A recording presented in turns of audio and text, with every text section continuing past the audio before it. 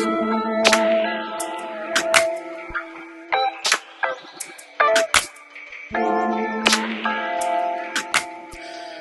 I want to welcome everybody to the Sacramental Charismatic podcast. My name is Luke Garrity, and I'm joined by Wes McLaughlin.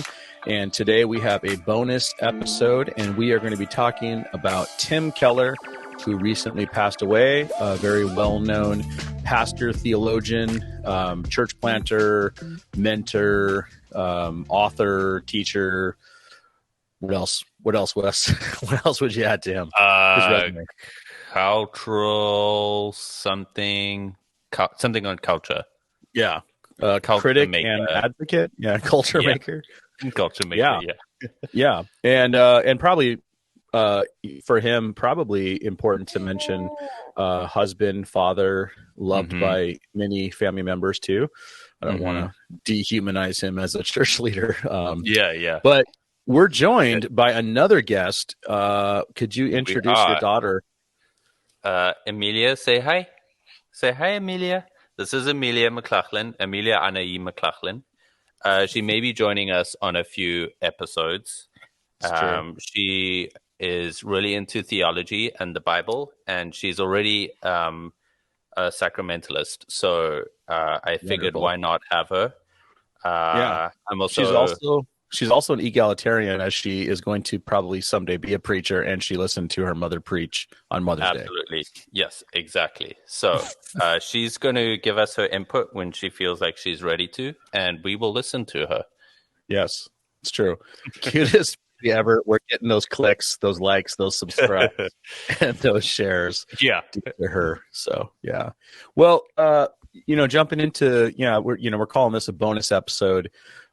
Just as an additional thing to throw on to the end of season 3, but your idea was to talk a little bit about Tim Keller, and maybe we could start by you sharing, how he impacted you and, why you felt it'd be fun to talk about him, for a podcast. Well, actually, I think like 2 days before, Tim passed away, I was actually reading something of his that is probably not as well known publicly, at least, but it was his document on the sociological and cultural effects of churches at different growth sizes, sizes. And I was just reading it and thinking, wow, this is so great and it's so helpful. And then he unfortunately passed away a few days later after I read that. But I just thought it would be so good to have a podcast just talking about just the so many ways that he has impacted the wider church, and also like just the city of New York, and I can think of so many ways in which he's impacted people outside the church, but specifically within the church, he's made such a huge impact, and I think it would just be good to honor his life and just talk about his theology, his him as a person and what he did. And, we're probably people that are outside his regular circles in terms of being charismatic and from that world. But I think it's such a testament to who he was that he's impacted us so much. So, I just think it would be good to just talk about the ways he's impacted us. Maybe some ways we didn't land on the same places, but still how his legacy is going to be continued too. Yeah, I mean, that Sized Cultures document, which we can link in the description, is for anybody who's involved in church leadership over the last 15 years, that might be a PDF that people have read, talking about the different ways to lead a church at the different size, all the way. He goes from like the house church, small group setting, starting out there, working its way through 100 people, 150 people, 500 people, and then the larger mega church world. So really helpful document. Well, let's talk about his impact. Like for me, when I was in seminary, I had a class, a homiletics class actually, that required that we listen to Keller and Edmund Clowney they did a class that was available. I think the MP3s are still available about preaching Christ in a postmodern context. And that was really, really interesting, really good. A lot of great insights into it. So that was pretty influential for me. And then The Reason for God, his book, it's been considered like a modern day C.S. Lewis, kind of an apologetic for Christian faith. The Prodigal God, another really great book of his. I mean, he and then City, I think, what is it? Center Church. I've got it right now, right next to me. This, this really thick book here. I remember getting this and reading it the first time about, gospel-centered ministry in the city. It has a lot of great thoughts on culture, as you had kind of said. But what are some of the ways that Keller influenced you? Well, I'll talk about more recently, actually, when I was sort of doing my chaplaincy residency. I think one of the hardest things I was grappling with was like how to understand hope when you're surrounded by so much tragedy. And I was really struggling with that.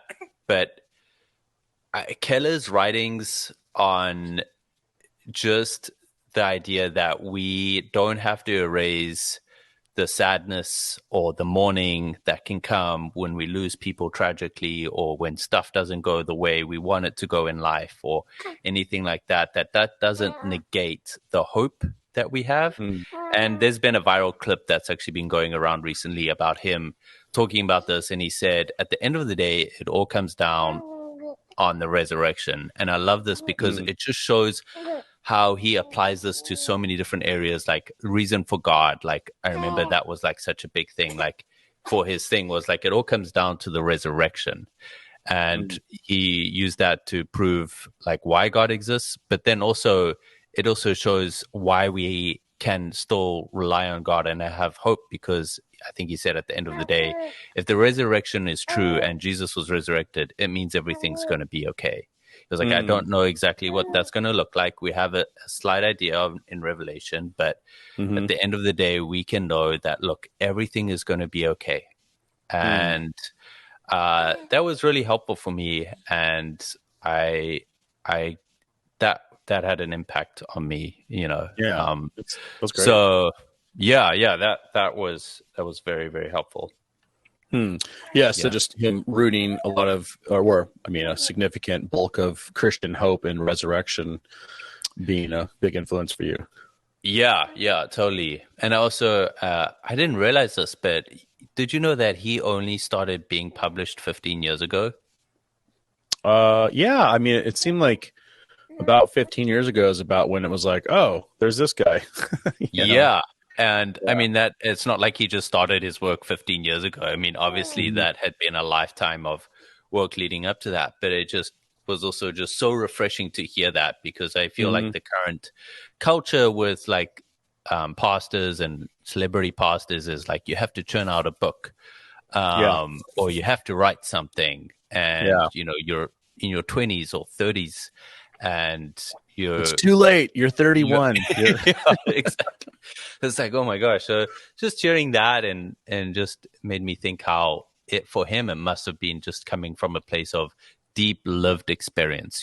He has experienced a lot at that point, and just probably speaks to why his writings come across with so much wisdom and depth. And, he's not writing from a place that he's not experiencing in a way. Yeah, that's interesting. Yeah, I mean, it is fascinating thinking about him, being super faithful as a pastor for decades, and then kind of through, I think probably, which we should talk about obviously eventually, is the Gospel Coalition, because he's a founding member of that website and resource center. And there's obviously a lot that they put out that I find very not convincing, but also for me, there was early on, it felt like there were a lot of great resources before they got kind of, I don't know, somewhat hijacked by the reformed resurgence, so to speak.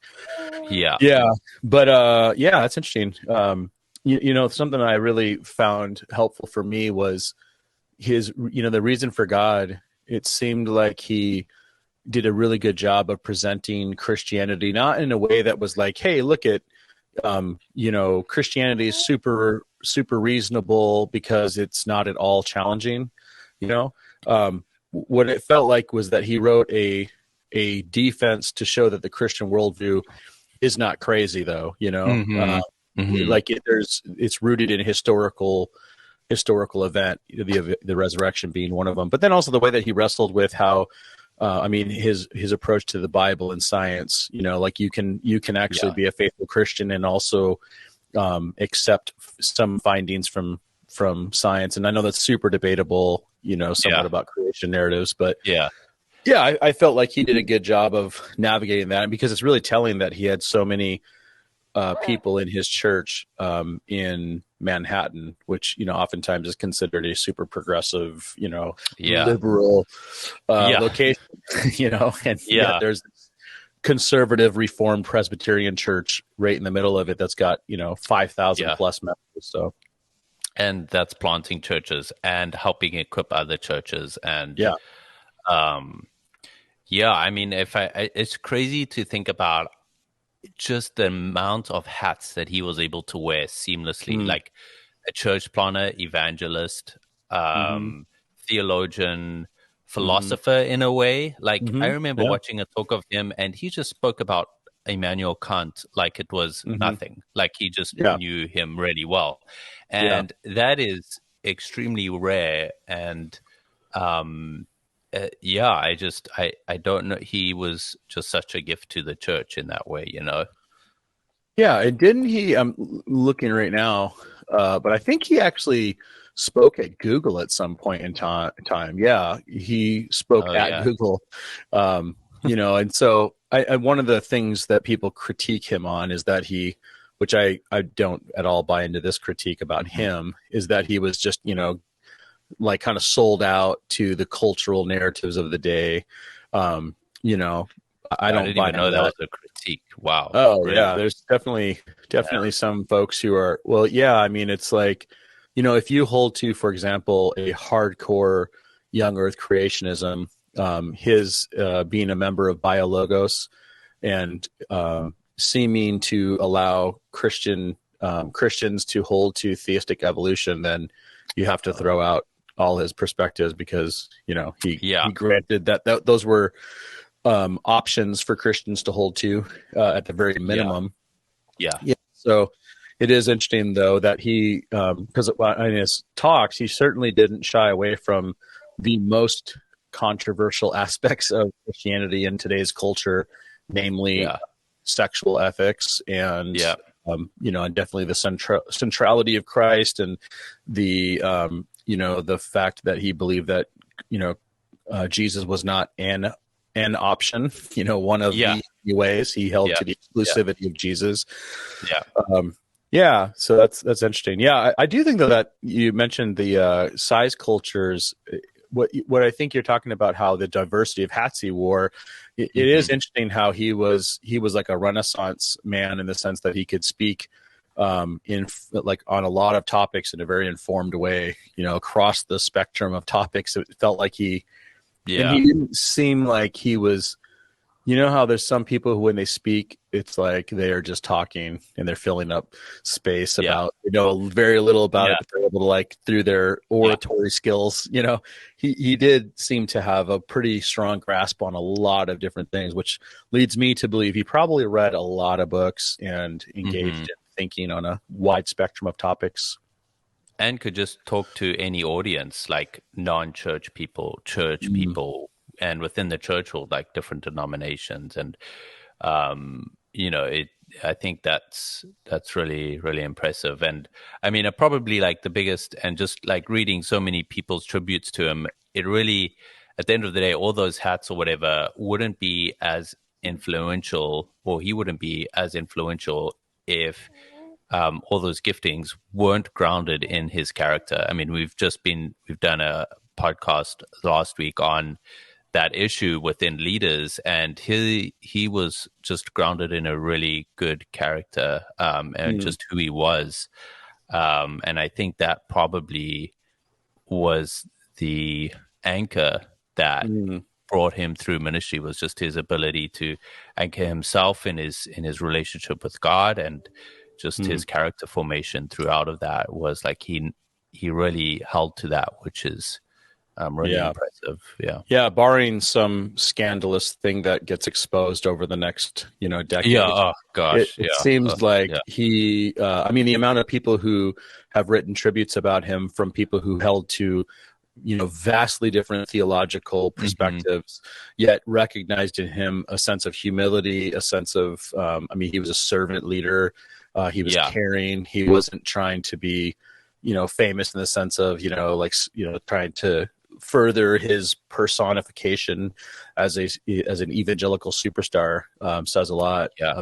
about him. Yeah, it seems Yeah. like I was actually surprised at how many um, people that I would assume did not like him at all theologically had to after his passing, write some form of an encouragement about his lasting impact in the way that he interacted with people, because I think that's tough to do, I think, with people. I mean, I know I obviously struggle at times not getting into it because of Yeah. ideas that are so harmful.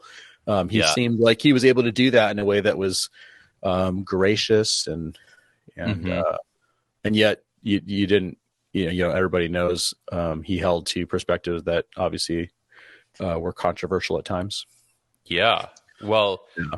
what talking about that, what were some of the things for you that you sort of drifted away from him with in terms of Mm, theologically, or what yeah. some of the Well, it's interesting because, as someone who was trained within a reformed theological environment that had a yeah. high view of Keller, he was obviously, I think, for me, I think he represented the type of um, reformed theology that was attractive to me, ongoing in a way, Mhm. because he never seemed to be like, I mean, you would never catch him saying something like Arminians aren't Christians, whereas there's Yeah. plenty of reformed people that would, say Yeah. something as stupid as that, like Yeah. Douglas or John Piper or something. But um, I think definitely as I engaged in scripture and studied more theology and read, I mean, his complementarianism was something that I was not convinced of. His wife, Hmm. actually, interestingly, and there's this little series that was put out. I think it was put out by Zondervan. I could be wrong about that, but Yeah. um, there's a little book that Michael Bird contributed to. Another scholar wrote to, but um, Tim Keller's wife, I think, wrote the complementarian perspective. And Okay. he's obviously spoken a lot about it. So complementarianism would be one. I think the nature to which he didn't speak out a little bit on the debate about justification with N.T. Hmm. Wright and Hmm. E.A. Carson, for instance.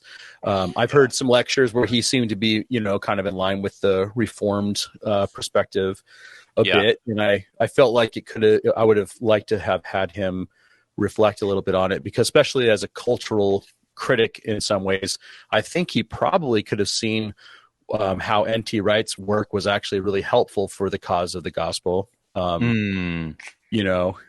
Just in that, I think N.T. Wright was observing that the caricatures that were believed and held by a lot of Reformed people needed Yeah. to be under undermined a bit. But and then, yeah, I mean, the Gospel Coalition, that was, I think that the idea behind that is brilliant. The amount of resources they put out over the years has been like, man, it's really inspiring. But the brand that seems to have arisen in at least the last Hmm. 7 to 8 years has just been so, I don't know. Like, I don't want to use Toxic. the word fun. Yeah, in many ways, there's been some really like, whoa, Yeah. I mean, Joshua Butler's recent foray into writing has been probably the Oh gosh, clearest and example even of, worse that it came yeah, from the Tim Keller, the new Tim totally. Keller. I mean, that was. Yeah, I mean, he didn't probably have anything to do with that, but no, it's just such a shame that that was yeah. associated. I, Yeah. I just would hope that they would have had maybe more constructive um, I don't know, maybe evaluations happening. Yeah, I mean, it just was like this is bad. This is really Yeah. really bad. And I mean, I actually read a fair somebody. I don't know even know who did this off the top of my head, but somebody sent me a PDF of more than it was like 5 chapters or 4 chapters. And after reading 2, I was like, this is ghastly. I mean, even from if I was a complementarian, this would not Yeah. at all represent what seemed. I don't want to make any. I don't know the man or his background, but it seemed like there was needing to be some therapy sessions in that. Are you talking about Butler's book? Oh, so bad. Yeah, Oh, gotcha. not Yeah, I not haven't read not, it. not Keller. Oh, yeah, yeah, yeah, yeah. Oh man. Yeah. Yeah. So, It's very um, unfortunate. That was the first one. yeah, Yeah, that yeah. that makes sense. I think with like the Gospel Coalition, I don't know, and I could have missed it, but I don't know how involved he was when Yeah. it sort of made that turn. I'm not sure, so I can't. I've never Mm, known how to associate that with him. I can't be like, yeah. oh, did Keller agree with everything, the all the changes that were happening, especially since a lot of those guys so closely associate themselves to Keller, Hmm. if Yeah. that makes sense. So I I Well, then mean, also it's too, it's yeah, like with him battling cancer the yeah, last few years, I would assume he's probably been less involved in a lot of totally, those. Yeah. So again, I don't know if I can say, and actually, somebody critiquing our evaluation of Tim Keller could say, "Oh, you yeah, guys are doing this against Tim Keller," and I want yeah, to make sure. No, I mean, like, there's so many things yeah, that Keller yeah, overwhelmingly appreciate his work, and yet at the yeah, same time, too, I don't think you can disentangle Keller from being a part of that. And yeah, I wonder if, especially given the trajectory of evangelicalism in today's world, if it really was smart to continue to hold complementarianism as a central part of the gospel. And I understand yeah, complementarians view it as a gospel issue, but oftentimes that's positioned in a way where it's like egalitarians don't accept the authority of Scripture, and we've given ourselves over to cultural yeah, wind, blowing cultural yeah, wind. But for me, I can speak for myself and for many other egalitarians that I know, it's because of biblical hermeneutics, exegeting Scripture in their context and yeah, wrestling with the implications of those things that we hold to non-complementarian theology. So totally, yeah, I just think that's a bummer, because I think there's a lot of people like us who have a high value for Tim Keller that would be both advocates, and also we would be partners in ministry, hmm but we're not allowed to be because we hold to a specific position on women in ministry. That to me is weird. yeah. What do you mean by we're not allowed to be? Like, there's women that wouldn't be able to partner with him to the full extent. Yeah. Yeah. Or even, I mean, very few egalitarians have written resources for the Gospel Coalition. Oh, yeah, Like yeah, in the yeah, Acts 29, which I yeah, know Acts 29 and Gospel Coalition are separate entities, but within that world, well, yeah, people who hold to egalitarian, and I mean evangelical egalitarian, yeah, i.e., holding to the centrality of Christ, to the necessity of salvation by grace through faith, yeah, holding to the authority of Scripture. Those yeah, people are kept out of that circle, and and I remember when I held to complementarianism, I shared some of those concerns as a complementarian, but as I studied, I determined that was an unfounded position to hold to, because there were yeah, tons of egalitarians who were conservative on biblical scholarship, who held to conservative traditional sexual ethics, who yeah, had a high view of salvation by grace through faith, all those things. So that's not really a critique of Keller.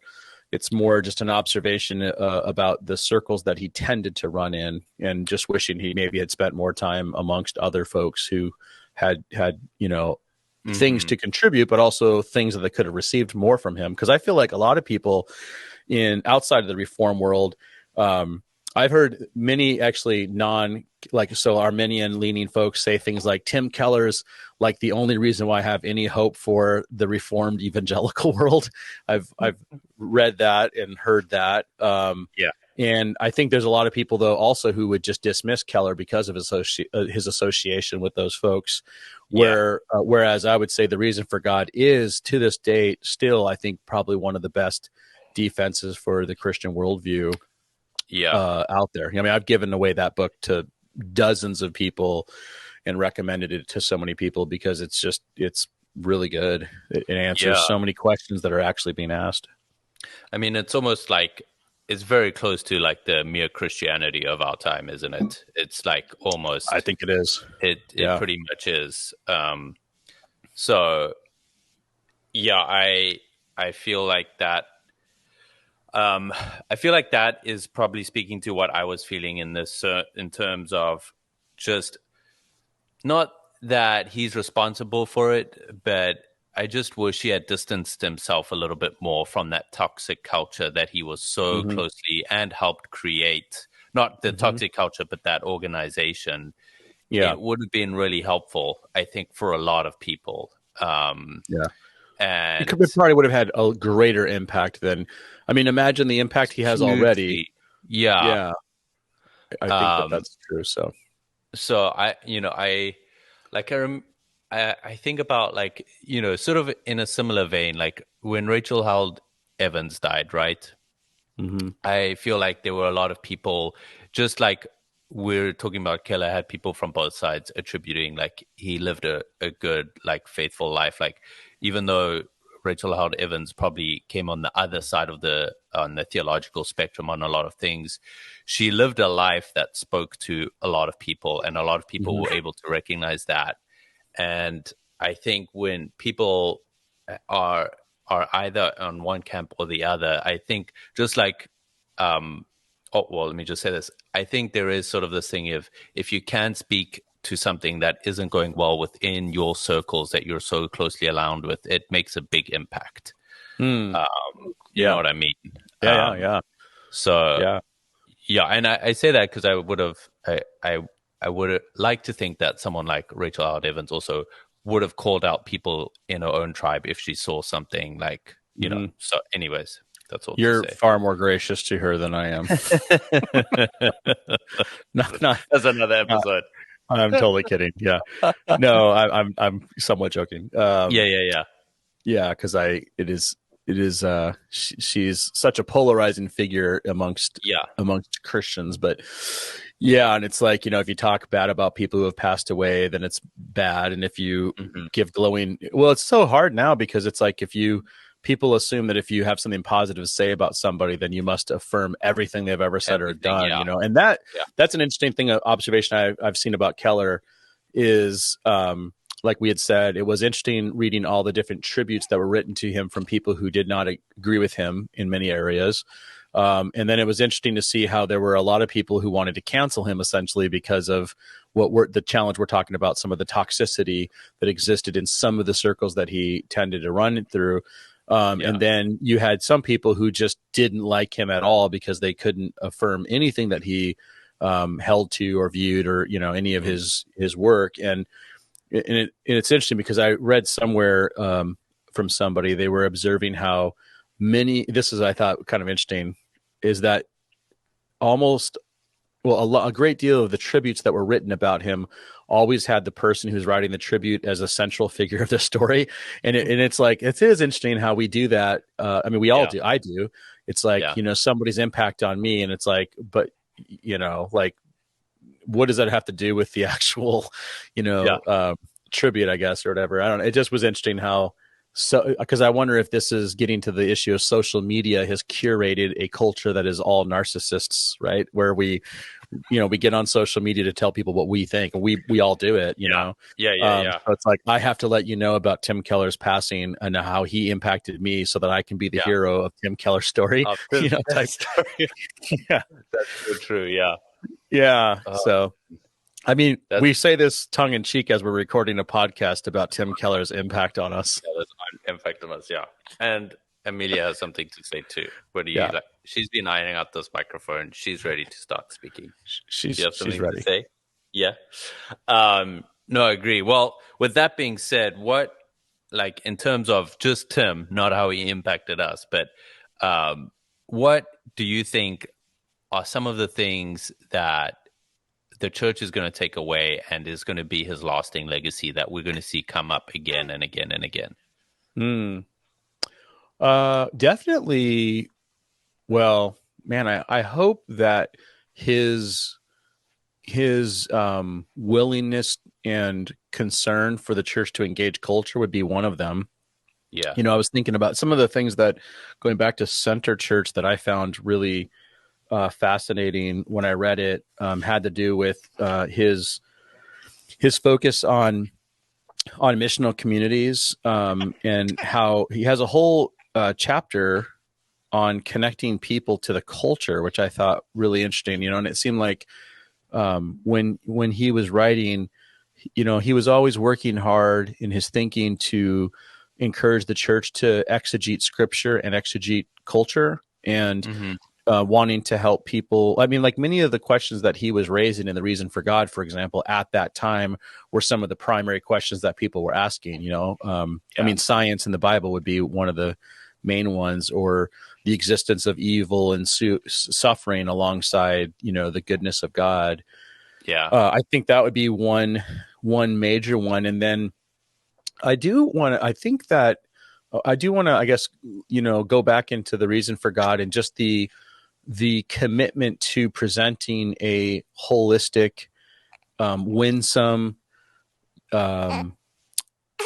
robust defense of the Christian faith. I mean, I feel like that is something that we still need to be committed to. I mean, he didn't hold to an anti-intellectual Christianity. He felt that there were really good reasons why, when you look at all the different reasons why the resurrection story took place, he was able to say, if you analyze all of them, the resurrection, the most plausible, reasonable explanation was that Jesus was in fact raised from the dead, and was seen by numerous, literally hundreds of witnesses. And so I've always found that super inspiring about him, is that he wasn't willing to concede or say things like, "Oh, you just have to believe in your heart," and just, have blind faith. It was like his faith was rooted in historical events, and methods of probability to determine whether or not one should hold to those views.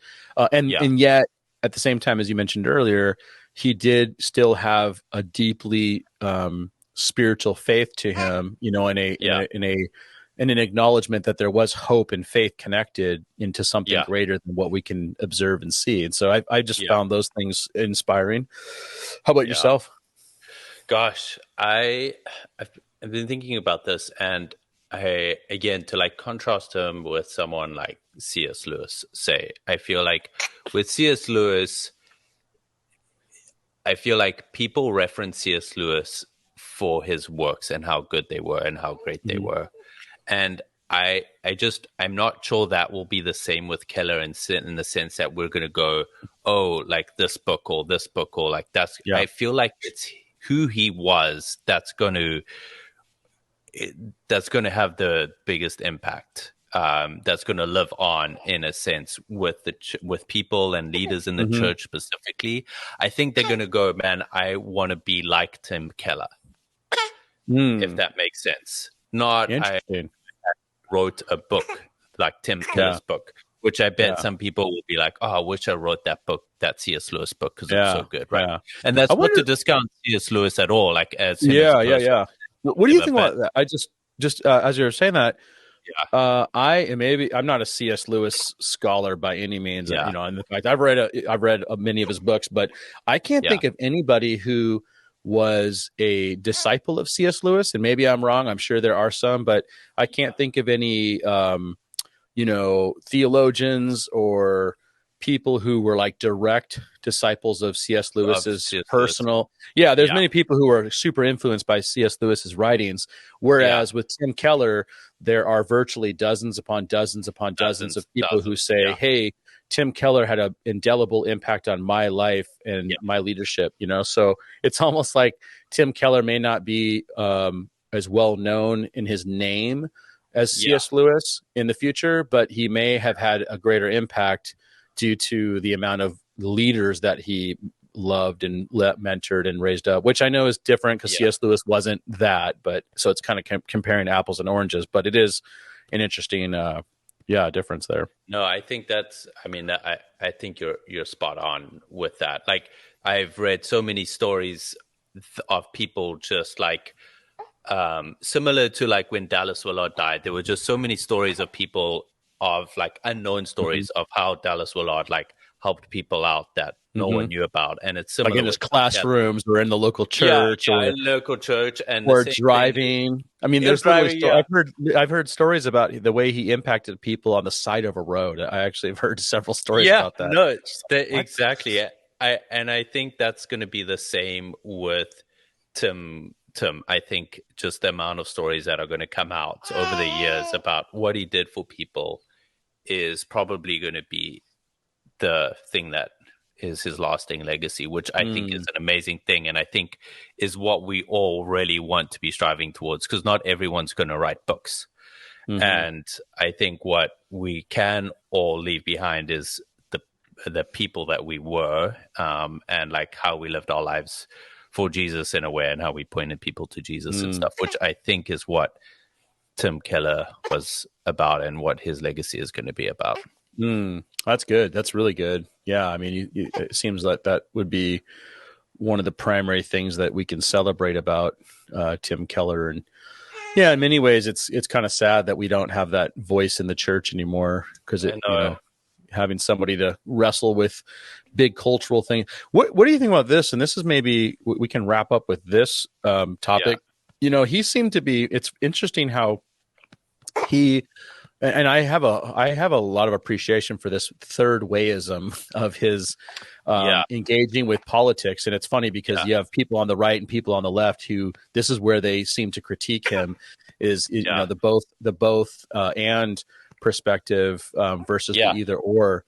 yeah, Um, but for me, he was really helpful in navigating because I always felt like he did a good job of reminding us that our allegiance is to Jesus and the kingdom versus political parties. And it's interesting because yeah. advocates of certain political parties don't like that. That's one of my my takeaways too.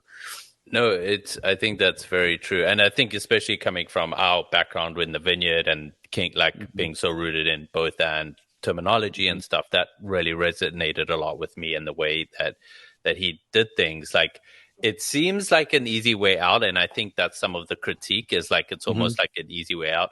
But I think actually that third way of holding that tension is actually extremely difficult Yeah, and a lot harder than just totally. saying, "Oh, it's Beit and." But actually Yeah, living that out is really, really tough, and he really did yeah, that. yeah.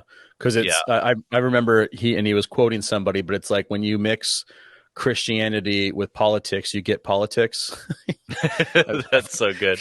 Yeah, it's Yeah, and it's and not that I that's to say that he's not saying Christianity or like it's not political.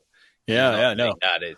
It's just to clarify. Yeah, Yeah, no, I think that's right. Well, that's what I'm always. It's like no, the kingdom of God is deeply political because yeah, it's oriented around the kingdom, which hmm makes it for me. It's really hard to align with any political party because of there's problems on both ends of the spectrum, and then at the same yeah, time too, I do understand as one who probably is more conservative and has become increasingly more conservative politically over the last 3 years.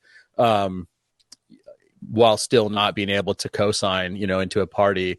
It's like, man, it's really a challenge to figure out how to live this out due to the craziness around us. And I think that I just appreciated that about him. But I also understand why there are, many people on the right and the left that was one major criticism they had of him too. yeah, But it's like you can't really please everybody is kind of what what it seems like. totally, totally. Yeah. Especially when you become as famous as he did. So yeah. Yeah. Um, Well, that's well, good. that was a bonus episode, everybody. We just felt like it would be good just to do an episode just talking about and honoring Keller's life. And Mm. if you were with us on our last episode, we spoke about how we are going to be producing new content, hopefully on a weekly basis, but we're going to be writing more articles to go along with each episode that comes out. And then we're also going to be creating content for paid subscribers. So you can sign up to our Substack, as well as you can put in your email and it will produce free content. But then we're also going to be producing content for our paid members too. And so if you would like to be part of that, you're more than, we would love for you to be part of that. Let me just say that. and then also just subscribing to our social media channels, YouTube, and Facebook and Twitter. We've got an Instagram account now. So yeah, you're going to need to manage those. And then when you get your TikTok going, you can do dance reels. Yeah. Well, about Tim Keller. I'm just hoping Amelia is going to be able to take over that one for us. So, So, thanks everybody for joining us today. Luke, do you want to end us off? So I do this to you all the time, and now you do it back to me. That is so terrible. I will end with this. For anybody listening, it is very encouraging that finally, at the end of season 3, Wes McLaughlin has figured out how to actually do his microphone correctly. His audio, he selected the right mic. We got it going, guys. We got it going. He's the most untechnologically advanced millennial I've ever met in my life, and it's very encouraging. So, yeah. But thanks for listening, and we'll talk to you all soon.